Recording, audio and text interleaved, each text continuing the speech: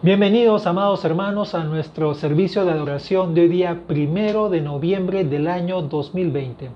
Como siempre, gracias por acompañarnos este día y queremos empezar leyendo la Escritura, esta vez en el Evangelio de Mateo, capítulo 5. Dice así el Señor Jesús: Vosotros sois la luz del mundo.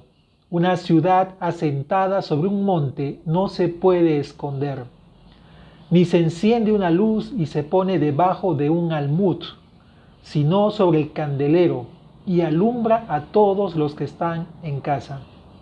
Así alumbre vuestra luz delante de los hombres, para que vean vuestras buenas obras y glorifiquen a vuestro Padre que está en los cielos.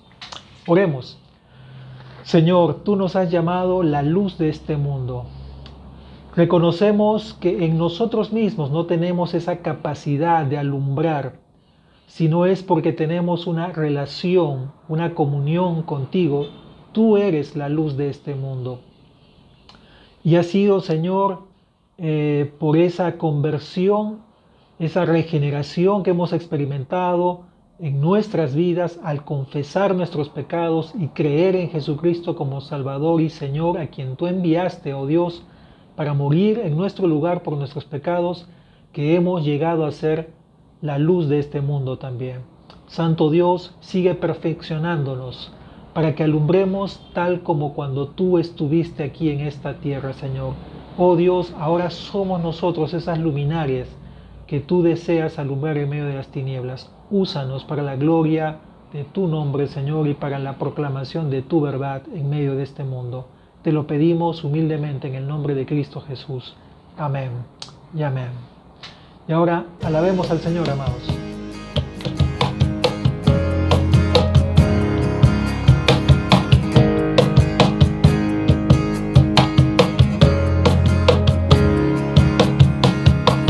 ¿Cómo es que nos ha perdonado? Como al rebelde liberó y a los ciegos él sanó. Como es el huérfano adoptado, si de su gracia se alejó y sus caminos rechazó. Maravilloso es el amor que el Padre demostró, enviando a su Hijo único y nos rescató. Nos salvó y ha perdonado, guiándonos con su cuidado. Maravilloso es el amor de Dios.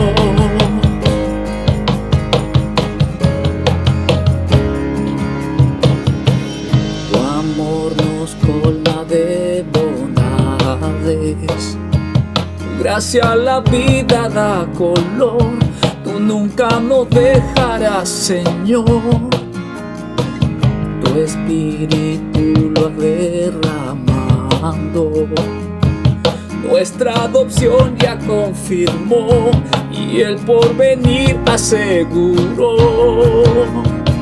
Maravilloso es el amor que el Padre demostró, enviando a su Hijo único y nos rescató. Nos salvó y ha perdonado, guiándonos con su cuidado. Maravilloso es el amor de Dios.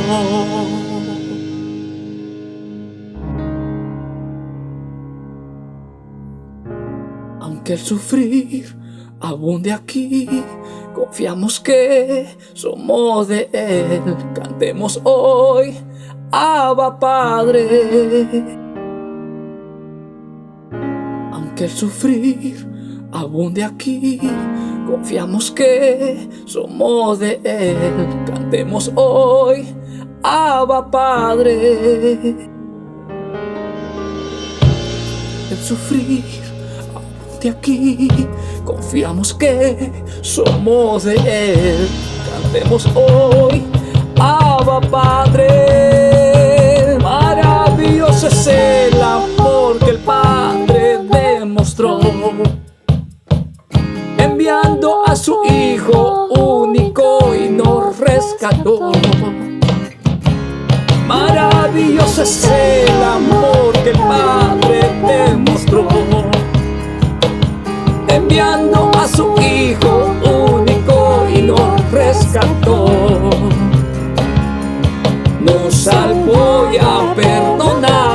guiándonos con su cuidado. Maravilloso es el amor de Dios, maravilloso es el amor de Dios.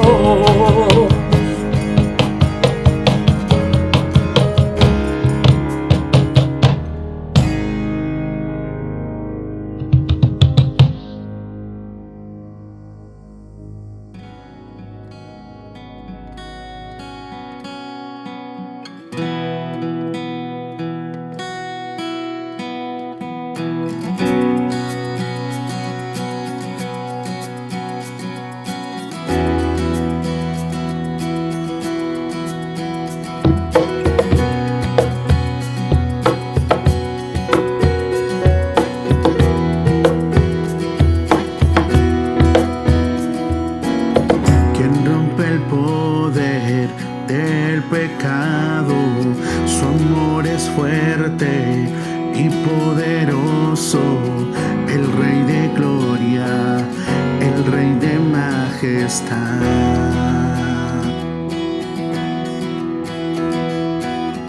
Conmueve el mundo con su estruendo y nos asombra con maravillas, el Rey de gloria, el Rey de majestad.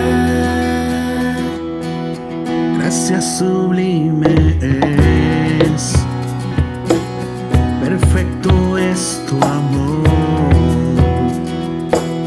Tomaste mi lugar, cargaste tú mi cruz. Tu vida diste ahí.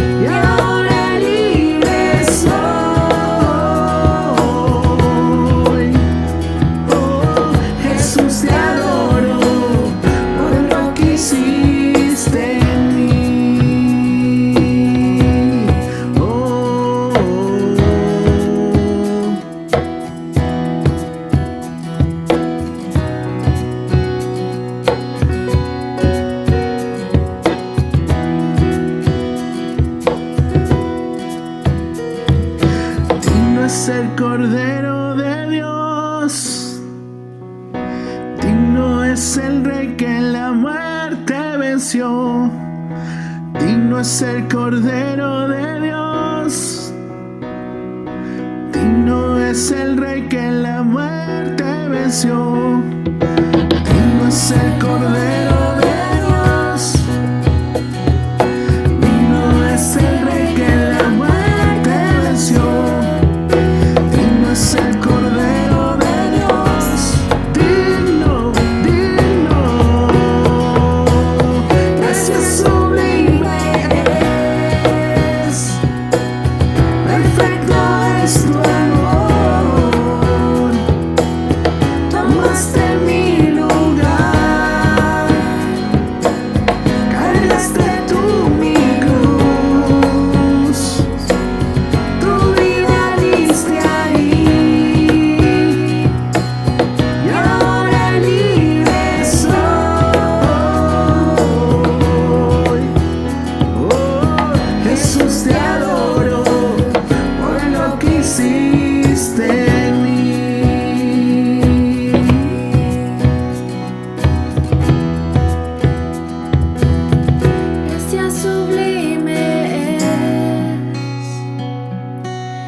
perfecto es tu amor.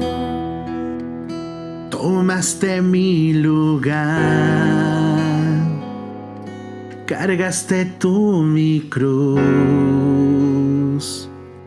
tu vida diste ahí,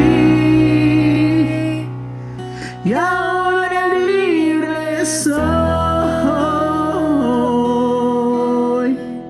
Oh, Jesús, te adoro por lo que hiciste en mí.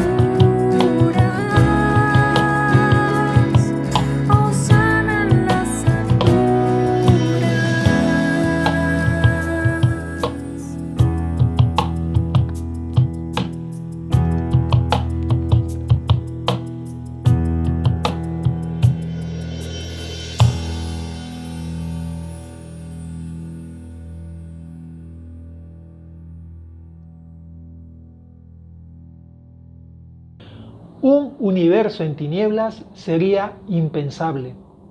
La vida en la tierra no sería posible sin la luz. La luz es tan necesaria para la fotosíntesis de las plantas, de las cuales depende la existencia animal y la vida humana. Tampoco podríamos disfrutar de los beneficios del agua si no fuera porque la luz solar permite que ésta pueda transformarse en sus diferentes estados. Del mismo modo, nuestra salud se vería seriamente afectada si nuestra piel no produjera la vitamina D al exponernos moderadamente a la luz solar. En fin, la luz es tan necesaria en nuestro planeta que sin ella no habría vida. Del mismo modo, el comportamiento de los discípulos de Cristo es fundamental en medio de una sociedad que se ve oscurecida por el pecado y la indecencia moral. La vida de un hombre regenerado es como la luz en medio de una familia y una sociedad que están entenebrecidas por la promiscuidad sexual, la avaricia y el lenguaje indecente.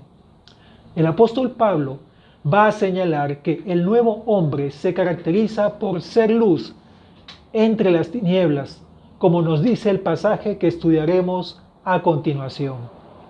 Leamos Efesios capítulo 5, versículos 7 en adelante. No seáis, pues, partícipes con ellos, porque en otro tiempo erais tinieblas, mas ahora sois luz en el Señor. Andad como hijos de luz, porque el fruto del Espíritu es en toda bondad, justicia y verdad, comprobando lo que es agradable al Señor. Y no participéis en las obras infructuosas de las tinieblas, sino más bien reprendedlas. Porque vergonzoso es aún hablar de lo que ellos hacen en secreto. Mas todas las cosas, cuando son puestas en evidencia por la luz, son hechas manifiestas, porque la luz es lo que manifiesta todo. Por lo cual dice, despiértate, tú que duermes, y levántate de los muertos, y te alumbrará Cristo. El nuevo hombre tiene una gran exigencia en función de su nueva naturaleza adquirida en Cristo. El apóstol Pablo va a decirnos en ese versículo 7, no seáis pues partícipes con ellos. ¿Quiénes son ellos? Según la declaración anterior del apóstol, son los hijos de desobediencia que se dejan engañar por aquellos que levantan la bandera del libertinaje sexual como derecho legítimo del ser humano y sobre quienes pende la ira de Dios como una espada de Damocles. Revisemos el verso 6. Nadie os engañe con palabras vanas, porque por estas cosas viene la ira de Dios sobre los hijos de desobediencia. Por tanto, el discípulo de Cristo o nuevo hombre vive renunciando a todo tipo de pecado sexual. La palabra que se traduce como partícipes en este versículo 7 es un término compuesto que significa socios de o compañeros. Esta palabra fue utilizada anteriormente por el apóstol Pablo para señalar que somos copartícipes de la promesa en Cristo Jesús por medio del Evangelio, en el capítulo 3, el versículo 6. Entonces, si una persona está unida a Cristo y participa de Él, no puede compartir su vida con quienes practican el pecado sexual y la avaricia. Y esta es una enseñanza constante del apóstol Pablo, si no veamos lo que él escribe en su segunda carta a los Corintios. Capítulo 6, versículo 14, dice, no os unáis en yugo desigual con los incrédulos, porque ¿qué compañerismo tiene la justicia con la injusticia? ¿Y qué comunión la luz con las tinieblas? La razón de tal exigencia es la gran transformación que ha experimentado el creyente en Cristo Jesús, que Pablo explica a través de una nueva analogía de las tinieblas y luz, como dice el versículo 8, porque en otro tiempo erais tinieblas, mas ahora sois luz en el Señor. Andad como hijos de luz.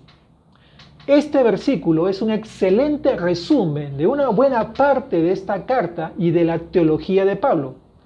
No existe otro texto más claro en su explicación de la conversión cristiana. Según la teología paulina, los seres humanos adquirimos el carácter de la esfera en la que vivimos. En un tiempo vivíamos en la oscuridad y éramos oscuridad. Ahora vivimos en la luz y somos luz. No lo somos por nosotros mismos, por supuesto. Solo somos luz en el Señor. Pablo lo dice, ahora sois luz en el Señor. No dice que los cristianos pertenecemos a la luz, o nos hallamos en la luz, o que procedemos de la luz, sino que somos luz. Esta declaración es sorprendente, pero a la vez maravillosa. Ya el Señor Jesucristo lo ha mencionado también, como leímos en el pasaje al inicio. Cuando estamos en aquel que es la luz, también nosotros somos luz. Y esto inevitablemente trae una gran responsabilidad, pues la vida cristiana es siempre un llamamiento a ser quienes Dios dice que somos. Por eso es que Pablo concluye ese versículo 8 diciendo, ahora que sois luz en el Señor, andad como hijos de luz. Esa es la responsabilidad. Una vida de fe es aquella que toma en serio lo que Dios ha dicho. Dios ha dicho que somos luz, entonces debemos andar o vivir como hijos de luz. La frase hijos de luz es una expresión típica semítica para aludir a aquellos que se caracterizan por la luz. Y la declaración que está en un paréntesis del siguiente versículo indica un resumen de cómo es esta vida. Dice el verso 9, porque el fruto del Espíritu es en toda bondad, justicia y verdad. Aquí el texto griego presenta varias variantes y mejor sería escoger la traducción fruto de la luz en lugar de fruto del Espíritu. Pues si el contexto dice que se está tratando de la luz y de la vida en la luz, no hay razón alguna para cambiarlo a la vida en el Espíritu. Parece ser más bien que este versículo ha sufrido una comparación con Gálatas, capítulo 5, verso 22. Pero volvamos al punto. Estas tres características del fruto de nuestro andar como hijos de luz son pruebas de la verdadera fe, de una verdadera salvación en Cristo Jesús. Hacer una decisión por Jesús, ser bautizado en una iglesia, llegar a ser miembro de una iglesia, asistir a los servicios de adoración, dar dinero para el ministerio cristiano y muchas cosas de esta clase son utilizadas con frecuencia como evidencia de la salvación. El creyente fiel debería hacer todas estas cosas, pero se trata de acciones que con gran facilidad se pueden hacer en los propios esfuerzos, en la naturaleza humana, en nuestra carne, y por ende no son confiables en sí mismas como evidencia. De otro lado, las tres características que Pablo señala aquí son obras espirituales que no pueden hacerse realidad por más esfuerzo que uno haga. Notemos que la exigencia es muy elevada, pues no dice alguna bondad, justicia y verdad, sino toda bondad, justicia y verdad.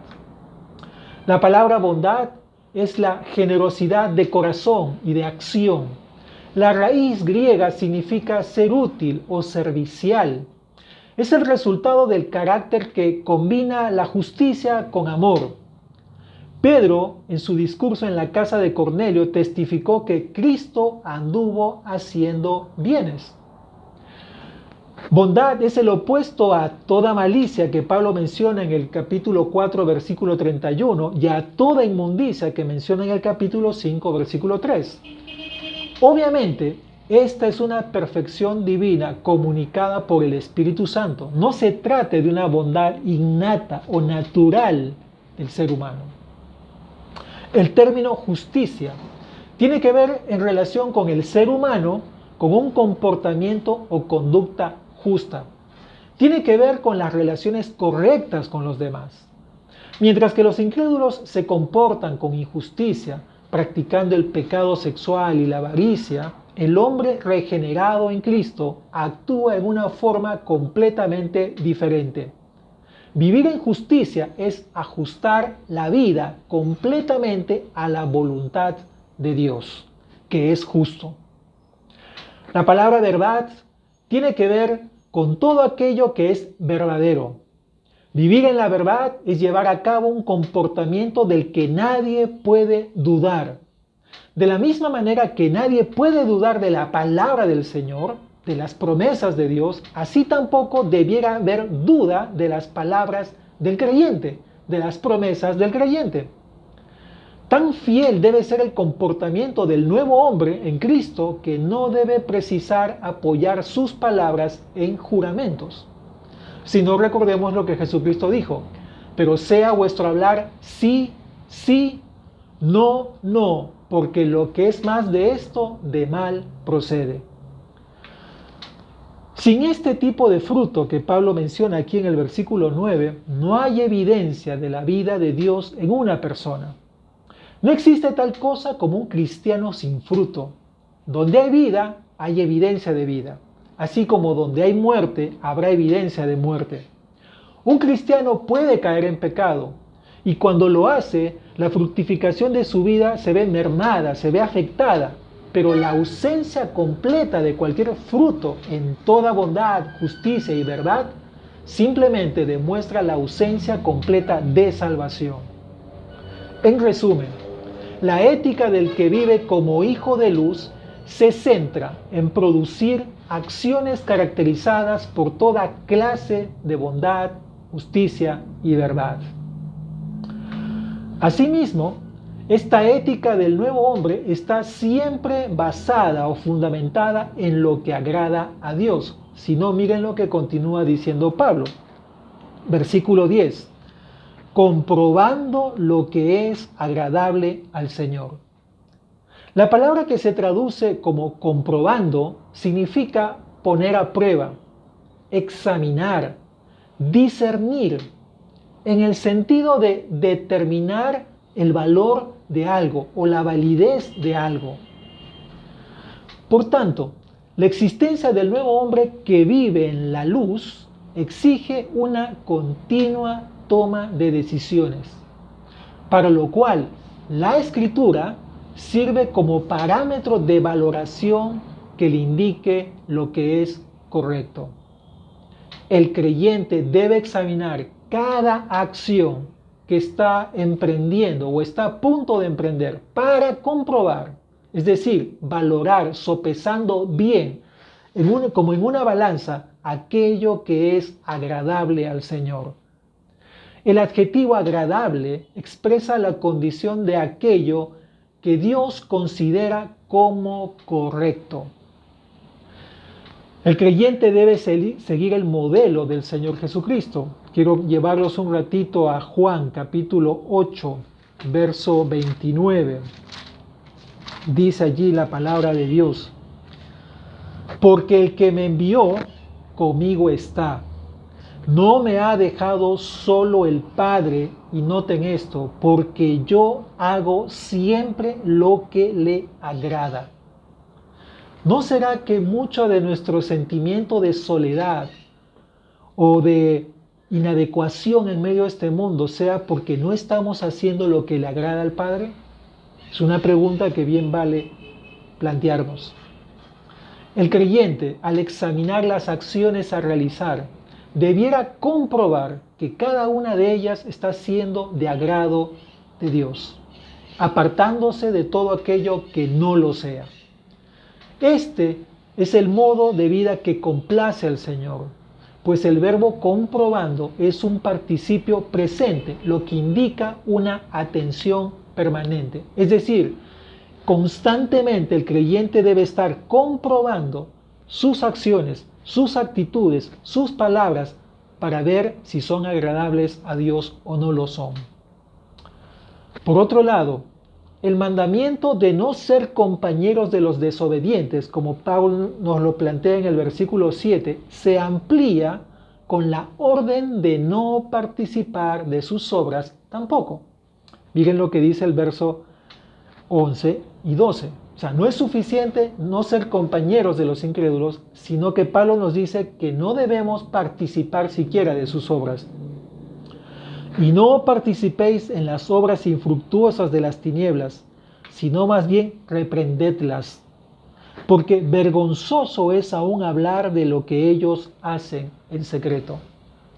Pablo dice que las obras de las tinieblas son estériles, infructuosas, lo cual alude a la inutilidad para producir aquello que Dios desea.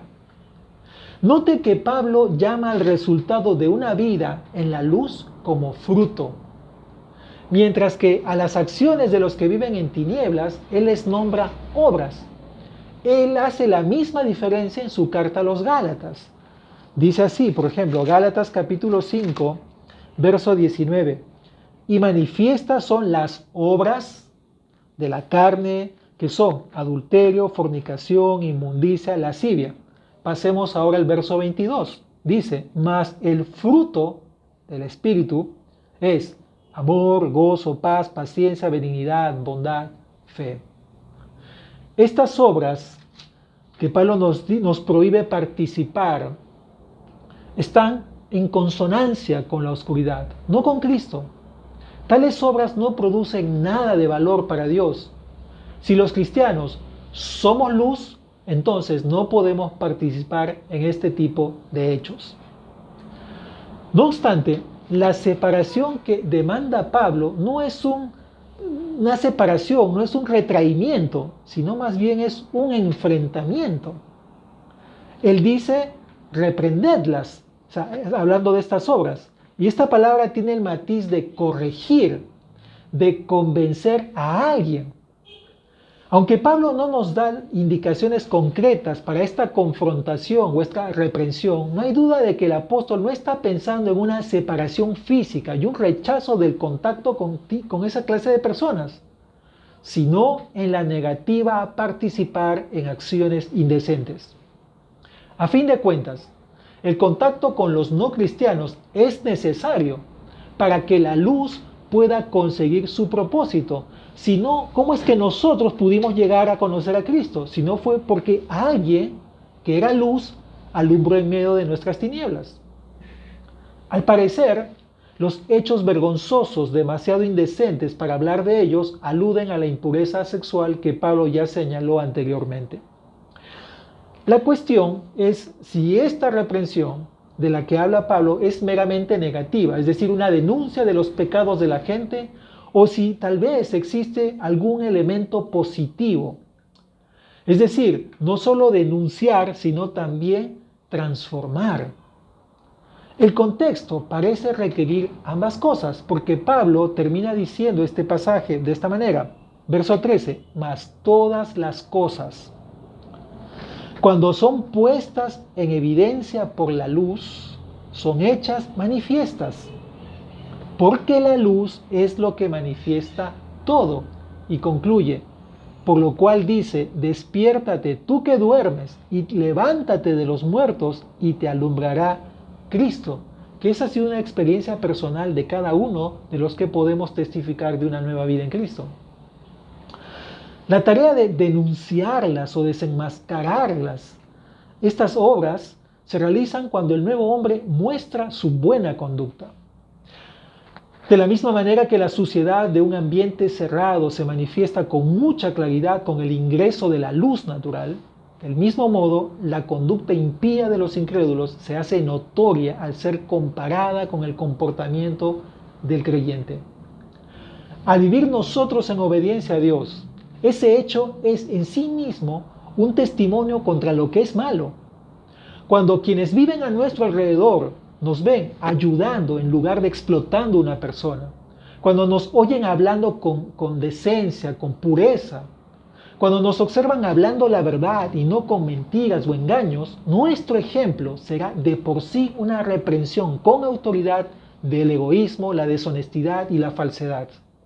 El simple hecho de negarse a participar de un negocio ilícito o de una práctica social deshonesta es evidencia de que estamos alumbrando en medio de las tinieblas, estamos desenmascarando, estamos poniendo en evidencia estas obras infructuosas del pecado. Pero muchas veces también puede costarnos el empleo o una amistad. Pero bien vale la pena inclusive sufrir eso por causa de Cristo. La tarea de los creyentes es ser luz. Somos luz en el Señor y hemos de vivir como hijos de luz. Y esto requiere 4 acciones. En primer lugar, vivir constantemente en el Señor. Ser conscientes de Él, discerniendo lo que a Él le agrada. Eso significa tener comunión con Cristo diario por medio de la reflexión de su palabra y la oración. Esto nos capacita para ser luz. En segundo lugar, negarnos a participar en pecados sexuales, cualquier forma de avaricia o lenguaje inapropiado, como aprendimos la semana pasada. En tercer lugar, llevar a cabo buenas obras caracterizadas por toda bondad, justicia y verdad. Y por último, denunciar la oscuridad llamándola por su nombre. Ninguna de estas cosas sucede automáticamente. Como ya hemos visto a lo largo de la carta, se espera que los cristianos vivan un seguimiento valiente de Cristo, decidido de Cristo, en lugar de adaptarse a lo que les rodea. Cada una de estas acciones que hemos señalado requieren decisiones deliberadas y una inversión de energía suficiente para llegar a cumplirlas. La pregunta es, ¿cómo es que podemos llegar a diferenciarnos sin expresar al mismo tiempo una actitud de prepotencia espiritual? ¿Cómo apartarnos del pecado sin convertirnos en personas ermitañas, mojigatas y juiciosas? ¿Cómo podemos evitar actitudes destructivas en nuestra confrontación del pecado? Debemos reconocer que en ocasiones la iglesia ha sido prepotente, mojigata, juiciosa y destructiva. Sin embargo, tales actitudes no son ni aceptables ni necesarias. La instrucción ética de Pablo es su llamado a la humildad, la mansedumbre, la paciencia y el amor tolerante. Recordemos lo que nos dijo en el capítulo 4, versículo 1 y 2. Yo pues, preso en el Señor, os ruego que andéis como es digno de la vocación con que fuisteis llamados, con toda humildad y mansedumbre, soportándoos con paciencia los unos a los otros en amor. Si ejercitamos estas cualidades, podemos evitar los resultados negativos que acabamos de mencionar. Es posible negarnos a participar en las prácticas indecentes de este mundo y aún así preocuparnos profundamente por quienes nos rodean. Podemos hablar la verdad en amor cuando confrontamos y rechazamos el pecado o la desobediencia a Dios. En la mayoría de los casos, las personas reconocerán que lo que están haciendo no es en general apropiado o deseable, aunque tengan una excusa para defenderse. Los problemas surgen cuando nuestros egos entran en escena y las personas perciben que realmente no nos preocupamos por ellos, sino simplemente por mantener nuestra posición. Cuando denunciamos algún pecado o lo reprobamos o intentamos convencer a una persona de lo que practica, hemos de tener muy clara nuestra concepción teológica del asunto en cuestión y de las razones que hacen que un hecho específico sea erróneo. La oscuridad no quedará expuesta si la luz no sabe de qué está hablando. La principal preocupación de este pasaje no es el temor de una supuesta contaminación que podría traer el contacto con los incrédulos, ni tampoco la necesidad de evitar dicho contacto. Lo que en verdad interesa a Pablo en este pasaje es más bien que la luz lo sea realmente, es decir, la luz, y que ésta cumpla su función. Ciertas acciones no encajan con la luz y los hijos de luz no han de permitir que la oscuridad les defina. Una vez más, en el Evangelio lo esencial es el asunto de la definición de quiénes somos y la identidad, a quién pertenecemos. Por medio de nuestros hechos y palabras hemos de llamar a las personas a que abandonen la oscuridad y vengan a la luz que Cristo ofrece. Como Pablo nos dice en ese versículo 14, despiértate tú que duermes y levántate de los muertos y te alumbrará Cristo.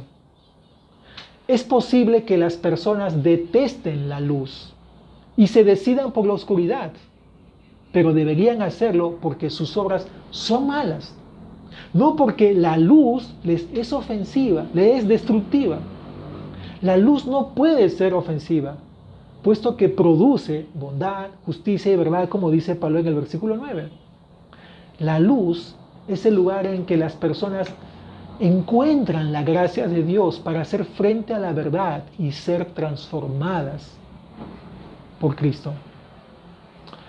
Amados, no podemos alumbrar sin un constante proceso de discernimiento. Como dice Pablo, comprobando lo que es agradable al Señor.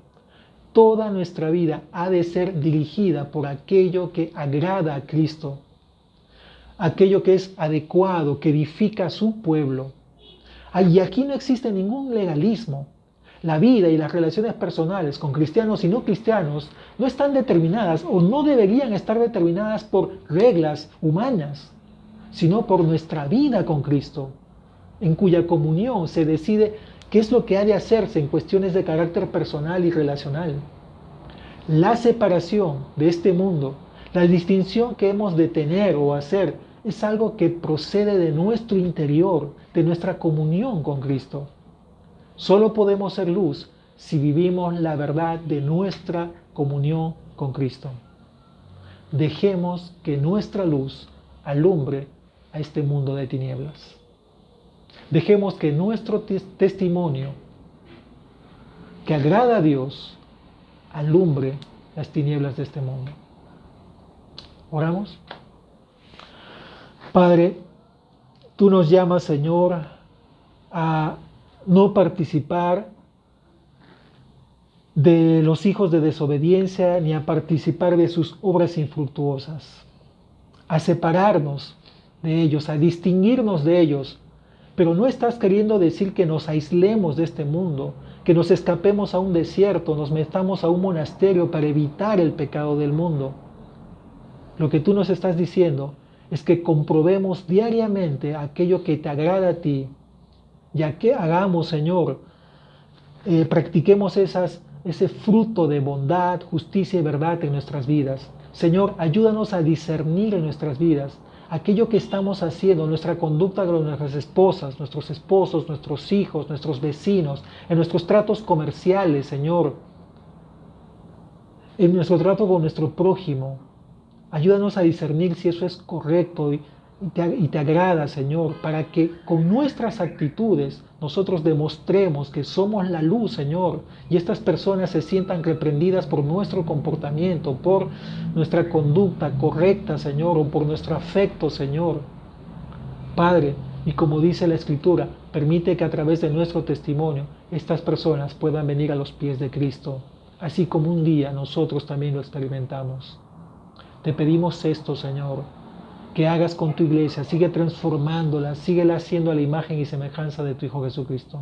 Te lo pedimos encarecidamente en el nombre de nuestro Señor Jesús. Amén. Bendiciones.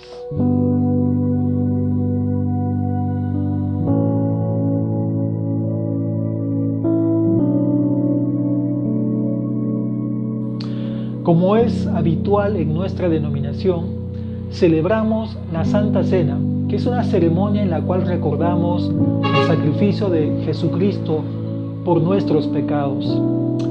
Lo hacemos cada primer domingo de cada mes, así que vamos a participar de esta ceremonia. Y quiero llevarles a un texto en 1 Corintios, en el capítulo 11, donde Pablo corrige a la iglesia acerca de la conducta y de la práctica de esta ceremonia. Pablo dice, porque yo recibí del Señor lo que también os he enseñado, que el Señor Jesús, la noche que fue entregado, tomó pan, y habiendo dado gracias, lo partió y dijo, tomad, comed, esto es mi cuerpo que por vosotros es partido. Haced esto en memoria de mí. Participemos del pan que han preparado en vuestras casas.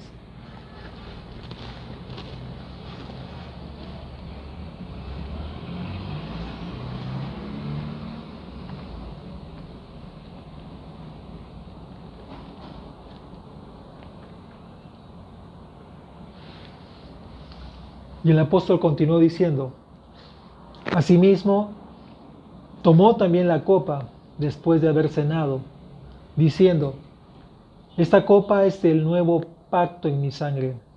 Haced esto todas las veces que la bebiereis, en memoria de mí. Participemos también de la bebida que han preparado en vuestras casas.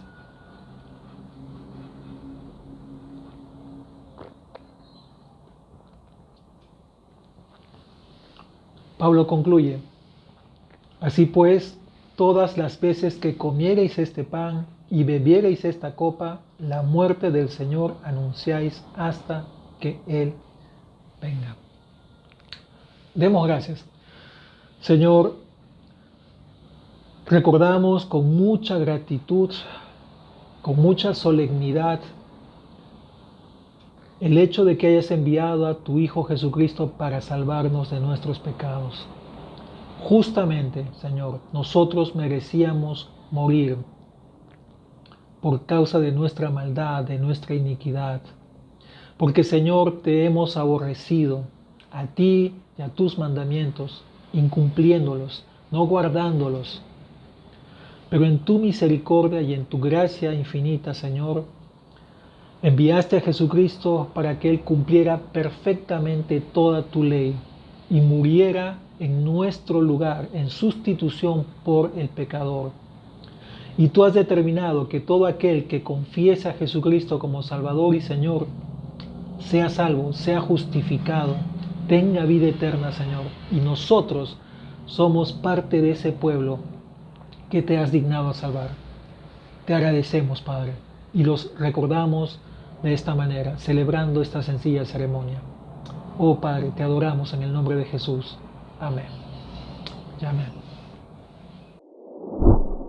Como siempre, queremos agradecerles por acompañarnos hasta el final. Queremos rogarles que por favor compartan este video a través de sus redes sociales con las personas a quienes ustedes aprecian.